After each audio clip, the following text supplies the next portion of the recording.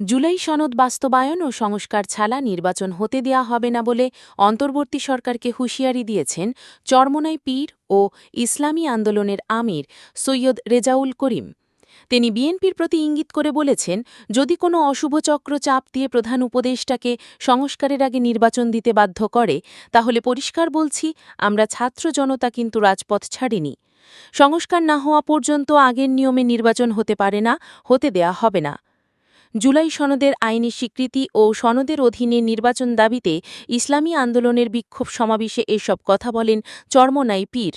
মঙ্গলবার রাজধানীর বাইতুল মোকাররম জাতীয় মসজিদের উত্তর গেটে এ সমাবেশ হয়। এ সময় ভোটের অনুপাত পিআর পদ্ধতিতে নির্বাচনের দাবি জানানো হয়। রেজাউল করিম বলেন, গত ৫৪ বছরে যে পদ্ধতিতে নির্বাচন হয়েছে এর সংস্কারই প্রকৃত সংস্কার। কালো টাকা, মাস্তানি ও সন্ত্রাস বন্ধের একমাত্র উপায় হল পিআর। বিভিন্ন জরিপেও উঠে আসছে যে অধিকাংশ মানুষই পিআর চায়। তিনি বলেন, সংস্কার দৃশ্যমান হতে হবে, নির্বাচনের আগেই জুলাই সনদের আইনি স্বীকৃতি দিতে হবে।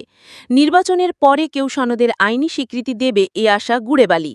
সনদের আইনি স্বীকৃতি ছাড়া রাজপথ ছাড়ছি না। ইসলামী আন্দোলনের ঢাকা মহানগর উত্তরের সভাপতি শেখ ফাজলে বালী মাসুদের সভাপতিত্বে সমাবেশে দলটির প্রেসিডিয়াম সদস্য মোসাদ্দেক বিল্লাহ আল মাদানি বলেন, সংস্কার ছাড়া ইসলামী আন্দোলন নির্বাচনে যেতে চায় না। দলটির মহাসচিব ইউনুস আহম্মদ বিএনপির উদ্দেশ্যে প্রশ্ন রাখেন, সনদের আইনি ভিত্তি হলে সমস্যা কোথায়? ইসলামী আন্দোলনের মুখপাত্র গাজী আতাউর রহমান বলেন, প্রধান উপদেষ্টার আচরণ রহস্যজনক। তিনি নিজেই বলছেন, সংস্কার না হলে দেশ আগের ধারায় ফিরে যাবে। আবার সনদের আইনি ভিত্তি নিশ্চিত না করে নির্বাচনের ঘোষণা দিয়েছেন। প্রধান উপদেষ্টা কারচাপে গণমানুষের প্রত্যাশাকে উপেক্ষা করে নির্বাচনের তারিখ ঘোষণা করলেন। লেভেল প্লেয়িং ফিল্ড না হলে সাক্ষী গোপাল হতে ইসলামী আন্দোলন নির্বাচনে যাবে না।